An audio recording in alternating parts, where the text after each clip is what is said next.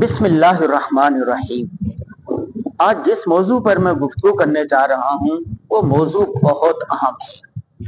Fake news, جال سازی، جھوٹا پروپیگنڈا، فراڈ، خیانت، الزام تراشی، یہ آج ہمارے معاشرے میں بہت زیادہ پھیل گیا ہے۔ اس سے بد امنی، انتشار، گالم گلوچ، تشدد کا ماحول جنم لے رہا ہے۔ میں آپ کے سامنے صرف دو واقعات رکھتا ہوں اور ماضی قریب کے ہیں۔ پہلا واقعہ ہے کہ آپ نے سنا ہوگا برطانیہ میں ایک خاتون کو جو نیم برہنہ کپڑوں میں تھی کسی نے چاقو مارا۔ فیک نیوز کسی نے جھوٹی خبر اڑا دی کہ اس خاتون کو جو چاقو مارا گیا ہے وہ کسی مسلم نے مارا ہے، مسلمان آدمی نے مارا ہے۔ چنانچہ مسلمانوں کے خلاف گھیرا تنگ ہو گیا، مسلمانوں کو اپنی جان بچانا مشکل ہو گیا، یہاں تک کہ مسلمان اپنے گھر بند کر کے رہنے لگے، عبادت گاہیں بند ہو گئی، مسجدیں بند ہو گئی، مدرسے بند ہونے لگے، اور حکومت نے اعلان کر دیا کہ فسادات سے بچنے کے لیے ضروری ہے کہ مسلمان اپنے اپنے گھروں میں رہیں۔ چنانچہ وہاں کے تحقیقاتی اداروں نے، تفتیشی اداروں نے جب ریسرچ کی، تحقیق کی، تو پتہ چلا کہ کسی نے یہ جھوٹی خبر اڑائی تھی۔ اس کا جو ماسٹر مائنڈ تھا وہ پاکستان کے علاقے لاہور سے گرفتار ہوا۔ اب بتائیں، ایک اتنی سی جھوٹی خبر تھی، اس نے اپنے فالوورز بڑھانے کے لیے، اپنی ویب سائٹ کو بڑھانے کے لیے چند پیسوں کے خاطر یہ بات اڑا دی، اس سے انتشار پھیلا، مسلمانوں کی جان کو نقصان ہوا، املاک کو نقصان ہوا، اور ایک بہت بڑا تشدد جنم لینے لگا تھا جو بچ گیا۔ دوسرا واقعہ ابھی اسی ہفتے کا ہے۔ لاہور میں، پنجاب لاہور کالج میں بتایا گیا کہ کسی خاتون کے ساتھ ریپ ہوا ہے اور وہ خاتون مر گئی ہے، جس کی وجہ سے احتجاج شروع ہوا پورے پہلے کالج میں، علاقے میں، لاہور میں، یہاں تک کہ راولپنڈی اور دوسرے علاقوں میں۔ اب جب تحقیقاتی رپورٹ سامنے آئی ہے تو پتہ چل رہا ہے کہ کسی خاتون کو موت نہیں ہوئی ہے، کسی خاتون کے ساتھ اس طرح کا کوئی ریپ کا واقعہ پیش نہیں ہوا۔ مزید کچھ رپورٹیں آ رہی ہیں، لیکن بتایا یہی جا رہا ہے کہ یہ فیک نیوز تھی، جھوٹی خبر تھی، پروپیگنڈا تھا، جس کا مقصد انتشار پھیلانا، لوگوں میں غم و غصہ۔ اب سوال یہ ہے کہ آج میں دیکھ رہا تھا سوشل میڈیا پر، ابھی جمعے کے بیانات سن رہا تھا، یا ایھا الذین آمنوا ان جاءکم فاسق بنبأ فتبینوا ان تصیبوا قوما بجہالۃ فتصبحوا علی ما فعلتم نادمین۔ سارے لوگ قرآن پاک کی یہ آیت پڑھ رہے ہیں اور کہہ رہے ہیں کہ تمہارے پاس جب کوئی خبر آئے تو اس کو اچھی طریقے سے تحقیق کر لیا کرو۔ اب سوال یہ پیدا ہوتا ہے کہ ہم تحقیق کہاں سے کریں؟ کل ایک بڑے نشریاتی ادارے نے ایک خبر دی اور بعد میں پتہ چلا کہ وہ خبر جھوٹی ہے۔ ٹی وی چینل پر اعتبار نہیں رہا، اخبارات پر اعتماد نہیں رہا، ویب سائٹوں پر اعتماد نہیں رہا۔ ایک بڑے صحافی کا میں کل پیج دیکھ رہا تھا جو ویریفائڈ اس کا وہ پیج ہے، اس پر اس نے ایک خبر لگائی ہوئی تھی کہ ایسا ہو گیا۔ 2 گھنٹوں کے بعد اس کی تردید شائع کر رہا ہے کہ ایسا نہیں ہوا۔ اس کو دیکھنے والے، اس کو فالو کرنے والے لاکھوں کی تعداد میں ہیں، بلکہ ملین کی تعداد میں ہیں۔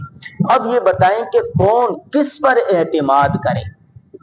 کسی کی وفات ہو جاتی ہے حالانکہ وہ زندہ ہوتا ہے، کسی نے حسد میں، بغض میں، نفرت میں ایک خبر چلا دی جی فلاں کی وفات ہو گئی ہے، وہ خبر جنگل میں آگ کی طرح پوری دنیا میں پھیل جاتی ہے۔ سوشل میڈیا کا دور ہے، واٹس ایپ گروپ ہیں، ایک واٹس ایپ گروپ ہے، اس میں پاکستان کے علاوہ دیگر ممالک کے لوگ بھی شامل ہیں، پھر دوسرے واٹس ایپ گروپ میں دوسرے لوگ شامل ہیں۔ ایک واٹس ایپ پر ایک پوسٹ شیئر ہوئی، دھڑا دھڑ شیئر ہوتی چلے گئی۔ اب جب تک اس کا تردیدی بیان آئے گا، جب تک تو پانی سر سے اوپر گزر چکا ہوتا ہے۔ اب سوال یہی پیدا ہوتا ہے کہ ہم تحقیق کیسے کریں؟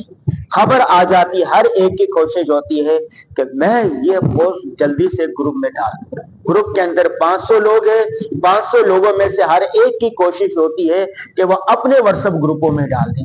میں خود بھی اس میں مبتلا ہوں، یہ خبر آئی واٹس ایپ گروپ میں آئی، ہم نے کہا چلو ہمارے دوست احباب کے گروپ ہے وہاں پر وہ خبر شیئر کرتے، وہاں سے پتہ نہیں کہاں کہاں پہنچ جاتی ہے۔ کیا کیا جائے؟ یہ جو سوشل میڈیا ہے نا، سوشل میڈیا ابھی ایک ٹول نہیں رہا بلکہ ایک نظام بن چکا ہے، پورا نظام بن چکا ہے۔ جب کوئی چیز نظام بن جاتی ہے تو سارے لوگ اس نظام کی لپیٹ میں آ جاتے ہیں۔ تو ہم سوشل میڈیا کے نظام کی لپیٹ میں آئے ہوئے ہیں برے طریقے سے۔ اس سے نکلنے کا طریقہ کیا ہے یہ میں بعد میں بتاؤں گا، لیکن ابھی میں ایک حدیث پاک پڑھ رہا تھا، من سن سنتن حسنتن فعمل بها فله اجر مثل عاملہ او کما قال النبی صلی اللہ علیہ وسلم۔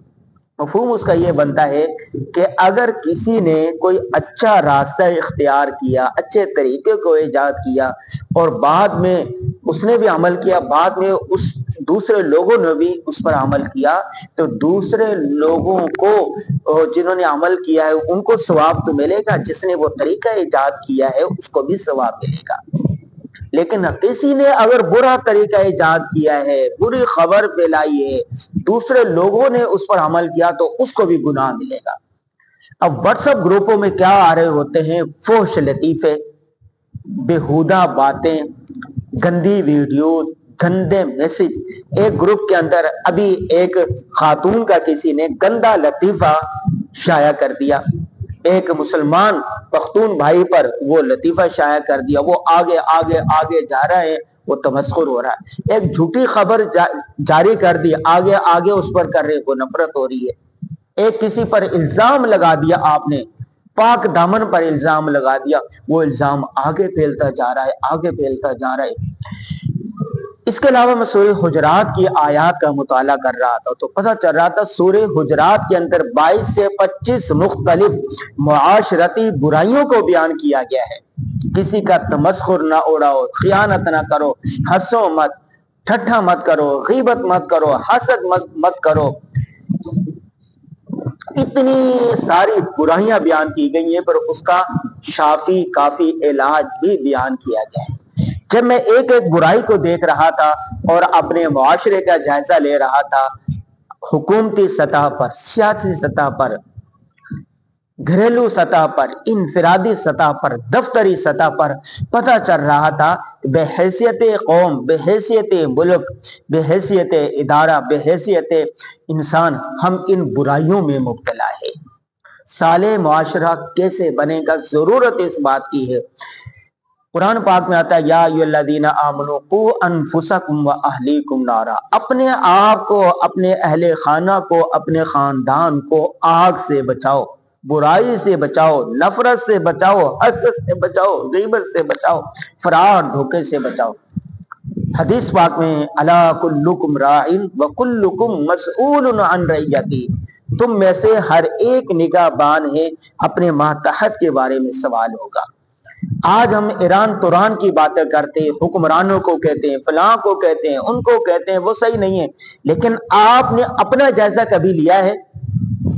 میں پڑھاتا ہوں تو میرے 100-200 شاگرد ہیں جن کو میں پڑھاتا ہوں، میرے گھر والے ہیں، میرے بچے ہیں، میری بیوی ہے، میرے بھائی ہیں، میرے رشتہ دار ہیں، میرے ذمہ داری ہے کہ میں ان کی تربیت کروں، ان کو صحیح اخلاق بتاؤں، ان کو سنت کے مطابق چلاؤں، ان کو بولوں کہ وہ اچھا فرد بنے، معاشرے کا کارآمد اور اچھا صحیح صالح فرد بنے۔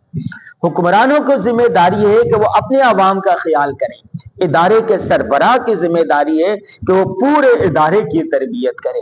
اگر مولانا تقی عثمانی صاحب نے لکھا ہے اصلاحی خطبات میں فرد کے اصلاح، اگر ہر شخص اپنے گریبان میں جھانکے، دوسروں کو چھوڑے، کہتے نا تجھے کیا پڑی اپنی نبیڑ تو، خود وہ دیکھے کہ مجھے سچ بولنا ہے، مجھے جھوٹی خبر آگے نہیں پھیلانی، مجھے جعل سازی نہیں کرنی، مجھے کسی کے خلاف پروپیگنڈا نہیں کرنا، مجھے منفی بات آگے نہیں پہنچانی، مجھے خیانت نہیں کرنی، مجھے اچھا انسان بننا ہے، مجھے بننا ہے۔ کوئی کیسا بھی رہے لیکن مجھے صحیح ہونا ہے۔ جب آپ بھی یہ سوچیں گے، یہ بھی یہ سوچے گا، سارے یہ سوچیں گے، فرد کے اصلاح ہوگی تو معاشرہ خود بخود صحیح ہوتا جائے گا۔ تو اس ویڈیو کا پیغام یہی ہے کہ آپ نے ایران توران کی بات نہیں کرنی، تجھے پرائی کیا پڑی، اپنی نبیڑ تو۔ آپ نے، میں نے کل ایک گروپ میں ویڈیو شیئر کی، مجھے پتا چلا تھوڑی دیر کے، حالانکہ وہ ویڈیو ایک مستند ذریعے سے آئی تھی، مجھے پتا چلا کہ یہ خبر جھوٹی ہے، یہ ویڈیو صحیح نہیں ہے، تو میں نے اس گروپ سے فوری طور پر ڈیلیٹ کی اور ان سے معذرت بھی کی۔ اگر غلطی ہو جاتی ہے آپ سے کسی وجہ سے بھی، توبہ کا دروازہ کھلا ہوا ہے۔ جو چیز آپ نے بھیجی ہے کہیں پر، اس سے معذرت کریں، بغیر لیت و لعل کے صاف الفاظ میں کہیں کہ مجھ سے یہ غلطی ہو گئی ہے، میں توبہ کرتا ہوں، میں آپ سے معافی مانگتا ہوں، اللہ سے بھی معافی مانگتا ہوں، اور دوبارہ آئندہ نہیں کروں گا۔ یہ جو جلد بازی کی دور ہے کہ سب سے پہلے میں خبر دوں، سب سے پہلے میں خبر دوں، سب سے پہلے نیوز خبر میں دوں، نیوز بریک دوں، اس نے معاشرے کو ایک ہیجان میں، ایک انتشار میں مبتلا کر دیا گیا ہے۔ اس کا واحد حل یہی معلوم ہوتا ہے کہ ہر انسان اس دور سے باہر نکلے، اپنی اصلاح کرے۔ تو آپ نے دوسروں کے بجائے یہ جو سوشل میڈیا ہے، اس کا سوچ سمجھ کر استعمال کرنا ہے۔ پہلے 100 بار سوچیں اور اس کے بعد سوشل میڈیا پر اس چیز کو جاری کریں۔ اللہ تبارک و تعالی مجھے، آپ کو، سب کو اس پر عمل کرنے کی توفیق عطا فرمائے۔ وآخر دعوانا ان الحمد للہ رب العالمین۔